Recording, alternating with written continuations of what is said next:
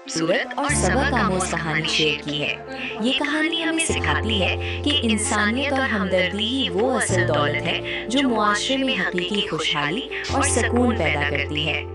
रहीम जैसे लोग ही दरअसल मुआशरे के असल हीरो होते हैं, जो अपने छोटे से अमल से दूसरों के दिलों में उम्मीद की किरण जगा देते हैं।